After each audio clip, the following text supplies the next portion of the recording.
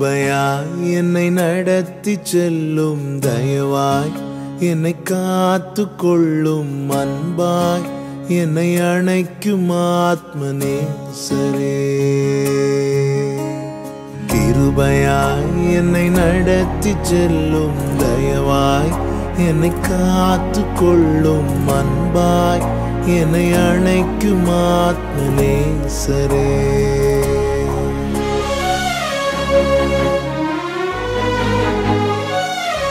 இன்றைய வாக்குத்தத்த வசனம். இயேசு கிறிஸ்துவின் இனிய நாமத்தினாலே உங்களை வாழ்த்துகிறேன். இந்த நாள் தியானத்திற்காக ஒரு வார்த்தை உங்கள் முன்பாக வைக்கிறேன். ரோமருக்கு எழுதின நிருபம் 5வது அதிகாரம் 20வது வசனம். மேலும் மீறுதல் பெருகும்படிக்கு நியாயப்பிரமாணம் வந்தது. அப்படி இருந்தும் பாவம் பெருகின இடத்தில் கிருபை அதிகமாய் பெருகிற்று.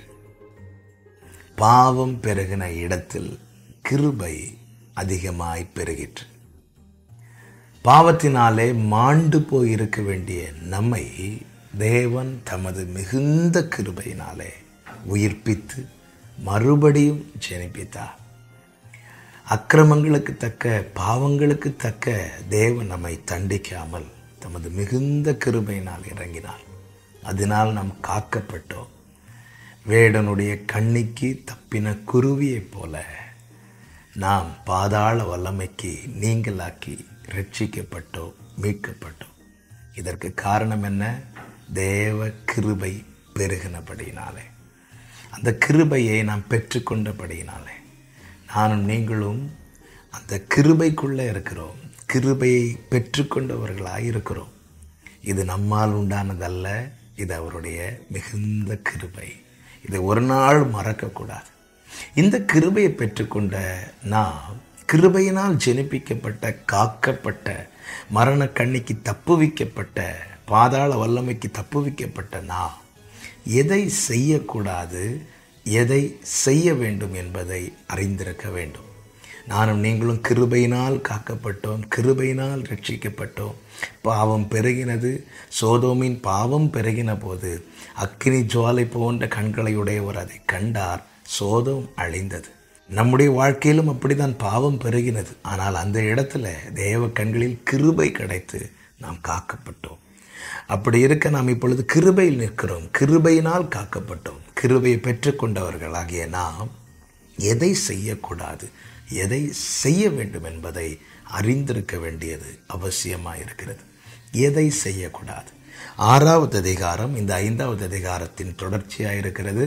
இந்த 6வது அதிகாரத்தில் பார்க்கும்போது 2 பிரதானமான காரியங்களை செய்யக்கூடாது என்று அப்போஸ்தலனாகிய பவுலை கொண்டு ஆவியானவர் சொல்லுகிறார்.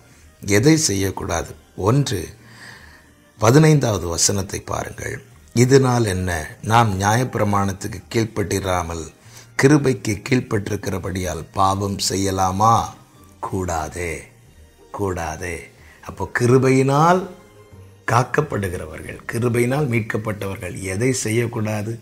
பாவம் செய்யக்கூடாது. 2வது எதை செய்யக்கூடாது? அதனுடைய 1வது வசனம், கிருபை பெருகும்படிக்கு பாவத்திலே நிலை நிற்கலாம் என்று சொல்லுவோமா? கூடாதே. பாவம் செய்யக்கூடாது, பாவத்தில் நிலை நிற்கக்கூடாது. பாவத்தில் நிலை நிற்பது என்பது ஒரு பாவத்தை தொடர்வாய் செய்வது. பல நாட்களாய், பல மாதங்களாய் ஒரு பாவத்திலே தொடர்ந்து சொல்லுவார்கள், எனக்கு இந்த காரியத்தை விட முடியவில்லை என்று. இந்த காரியத்தை விட முடியவில்லை என்று சொல்லுவார்களே, அது பாவத்தில் நிலை நிற்பது. கூடாது. பாவம் செய்யக்கூடாது. ஒரு நாள் பாவத்தையும் செய்யக்கூடாது, தொடர் பாவத்தையும் செய்யக்கூடாது. அப்படி செய்கிறவர்கள் கிருபையை போக்கடிக்கிறார்கள். பாவம் பெருகின இடத்தில் கிருபை அதிகமாய் பெருகினது. அந்த கிருபையை போக்கடிக்காதபடிக்கு எச்சரிக்கையாக இருக்கணும். பாவம் செய்யக்கூடாது, பாவத்தில் நிலை நிற்கக்கூடாது. மாறாக என்ன செய்ய வேண்டும்? அதனுடைய 13வது வசனத்தை பாருங்கள். உங்கள் அவயவங்களை நீதிக்குரிய ஆயுதங்களாக தேவனுக்கு ஒப்பு கொடுக்க வேண்டும். இந்த கிருபை பெருகினதே எதற்கு பெருகினது? நம்மை காப்பதற்காக மாத்திரமல்ல, நம்மை அர்ப்பணிக்க வைப்பதற்காக. அவயவங்கள் என்று சொல்லும்போது நம்முடைய ஒவ்வொரு பார்ட், கண், காது, செவி, மூக்கு, நம்முடைய சிந்தைகள், நம்முடைய இருதயம், நம்முடைய கைகள், நம்முடைய கால்கள், ஒவ்வொரு அவயவங்களும் எப்படி பாவங்களை நடப்பித்ததோ அதே போல தேவ நீதியை நடப்பிக்க ஒப்பு கொடுக்கப்பட வேண்டும். ஆயுதங்களாக ஒப்பு கொடுக்கப்பட வேண்டும். ஆயுதத்தினுடைய வேலை நமக்கு தெரியும், அதை அட்டாக் பண்ணும். இப்போ பாவம் செய்யணுங்கிற எண்ணம் வரும்போது இந்த அவயவங்கள்லாம் எதிர்த்து நிற்கும். எப்பொழுது தெரியுமா? நீதியை நடப்பிக்கும் ஆயுதங்களாய் தேவனுக்கு ஒப்பு கொடுக்கும் போது.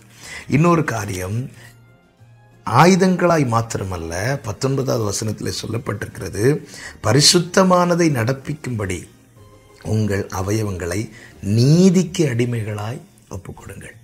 நீதிக்கு ஆயுதங்களாய் ஒப்பு கொடுக்கணும், நீதிக்கு அடிமைகளாய் ஒப்பு கொடுக்க வேண்டும். அடிமைகளாய் ஒப்பு கொடுக்கும் போது என்ன ஆகும்? என்னுடைய சுய இஷ்டத்தின்படி இந்த கையை வைத்து செயல்பட முடியாது. என்னுடைய சுய இஷ்டத்தின்படி இந்த கண்களை வைத்து பார்க்க முடியாது. நான் நீதியை நடப்பிக்க, பரிசுத்தமானதை நடப்பிக்க நீதிக்கு அடிமைகளாய் ஒப்பு கொடுத்து விட்டேன். நீதி யாரு? கிறிஸ்து. கிறிஸ்துவுக்கு அடிமைகளாய் என்னுடைய அவயவங்களை ஒப்பு கொடுத்து விட்டேன். இனி அவர் இஷ்டப்படி தான் நான் பார்க்க வேண்டும். அவர் இஷ்டப்படி தான் என் கைகள் கிரியை செய்ய வேண்டும். அவர் சித்தப்படி தான் என் கால்கள் செயல்பட வேண்டும். இதற்கு தான் தேவன் கிருபையை பெருக பண்ணுகிறார். பாவம் பெருகின இடத்திலே கிருபை பெருகினது. மீண்டும் பாவம் செய்வோ பாவத்தில் நிலை நிற்பதற்கோ அல்ல. பாவம் செய்யக்கூடாது, மாறாக பரிசுத்தமானதை நடப்பிக்கவே. இந்த கிருபையை வீணாக்காதபடி, கிருபையை விருதாவாக்காதபடி காத்து கொள்ள பயன்படுத்த தேவன் நம் ஒவ்வொருவருக்கும் கிருபை செய்வாராக. நல்ல தகப்பனே, இரக்கமுள்ள பிதாவே, நீர் தந்த நல்ல வார்த்தைகளுக்காய் ஸ்தோத்திரம். பாவம் பெருகின இடத்துல கிருபை பெருகினதுனாலே நாங்கள் காக்கப்பட்டோம். இந்த கிருபை ஆண்டவரே எதற்காய் நீர் தந்திருக்கிறீர் என்பதை அறிந்தவர்களாய், உணர்ந்தவர்களாய், ஆண்டவரே இத்தனை காலம் பாவம் செய்ய அல்லது பாவங்களை நடப்பிக்கும்படி ஒப்பு கொடுக்கப்பட்ட எங்கள் அவயவங்களை அப்பா நீதிக்கு அடிமைகளாகவும் ஆயுதங்களாகவும் ஒப்பு கொடுக்க கிருபை தாரும். ஆண்டவரே, பரிசுத்தமானதை நடப்பிக்கிறவர்களாய் எங்களை வணைந்து கொள்ளும் மாற்றும். உடைய நாமத்துக்கு மகிமை வர பண்ணும். மீட்பர் இயேசு கிறிஸ்துவின் நாமத்தில் பிதாவே, ஆமென். God bless you.